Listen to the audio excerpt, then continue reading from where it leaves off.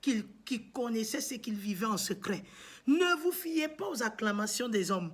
Ne vous fiez pas aux acclamations des hommes. Ne regardez pas à ce que les gens vous élèvent, vous acclament, les gens vous respectent.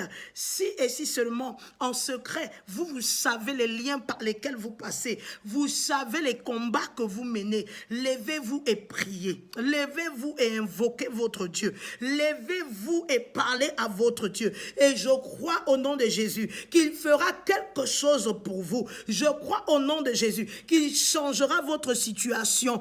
Écoutez, nous ne sommes plus au moment de vivre selon les apparences, faire semblant.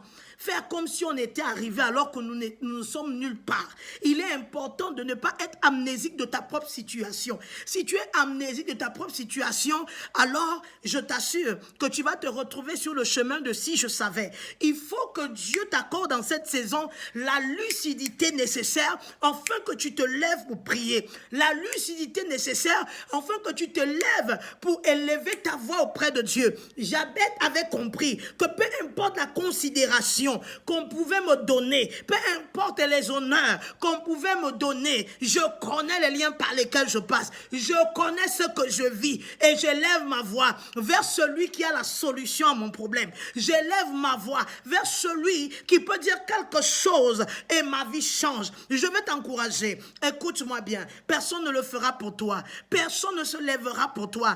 Tout le monde peut prier pour toi, mais ta prière, et je vais te dire, si elle est faite avec foi et la plus efficace, Dieu t'exaucera. Lève-toi, prie, lève-toi, prie, lève-toi, parle à ton Dieu et quelque chose se passera dans ta vie. La Bible dit que Dieu a exaucé Jabez. La Bible dit que Dieu a exaucé sa prière. Quelle est la prière que tu fais? Est-ce que tu te contentes de ce que les gens t'acclament? Est-ce que tu te contentes de ce que les gens disent de toi?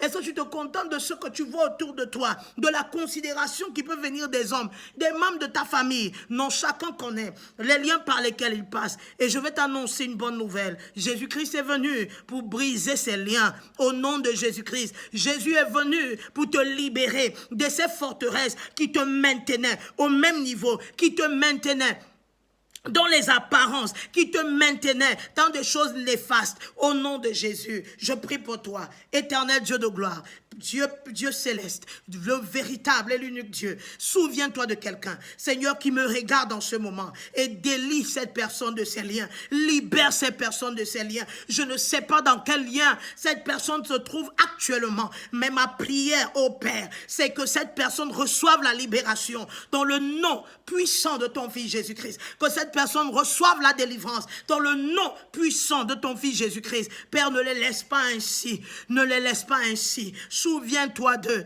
au nom de Jésus-Christ de Nazareth. N'oublie pas, personne ne peut prier pour toi comme toi-même. Lève-toi dans la prière et présente cette situation à Dieu. Ne vis plus dans le paraître. Ne te contente pas des acclamations. Ne te contente pas de ce que les hommes disent ou ce que les hommes te célèbrent ou ce que les hommes célèbrent les exploits dans ta vie. Parce que tu peux faire des exploits parce que Dieu est avec toi. Mais ta vie même n'est pas un exploit. Tu peux faire des exploits dans les vies des gens. Tu peux faire des exploits autour de toi en mettant des gens à l'aise, en faisant des bonnes choses. Mais ta vie même n'est pas un exploit. Et Jabez avait compris cela. Il était considéré, mais il savait dedans de lui que cette considération n'était pas véritable parce que lui ne vivait pas certaines choses. Je vais te citer quelques points qu'il a demandé dans la prière pour que tu comprennes ce qu'il n'avait pas encore vécu réellement, même s'il était considéré.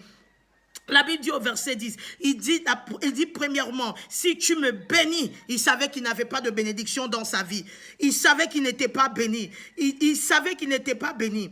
Est-ce qu'on peut continuer?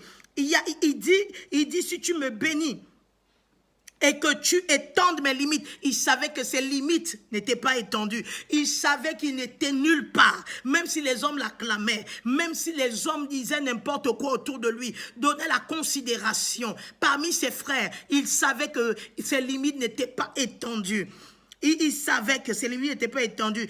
Il continue, si ta main est avec moi. Il savait que la main de Dieu n'était pas avec lui. Donc il avait besoin de l'intervention divine dans sa vie. Il avait besoin que la main de Dieu soit sur lui, soit sur sa vie, sur tout ce qu'il entreprend. au nom de Jésus-Christ de Nazareth.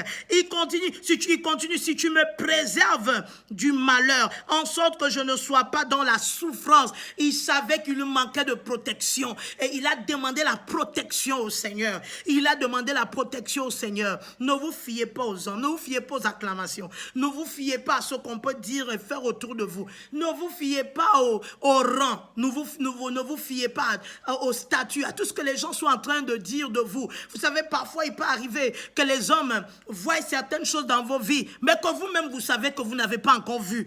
Et ça, c'est Dieu qui peut permettre. Maintenant, vous connaissez la vérité de votre propre vie. Ne baissez pas les bras. Levez-vous dans la prière. Levez-vous dans la prière et priez. Levez-vous dans la prière. Prenez les temps de jeûne. Prenez les temps de méditation de la parole de Dieu. Consacrez-vous davantage à Dieu. Et je crois que le Dieu que nous servons, Jésus-Christ de Nazareth, se souviendra de vous. Se souviendra de vous.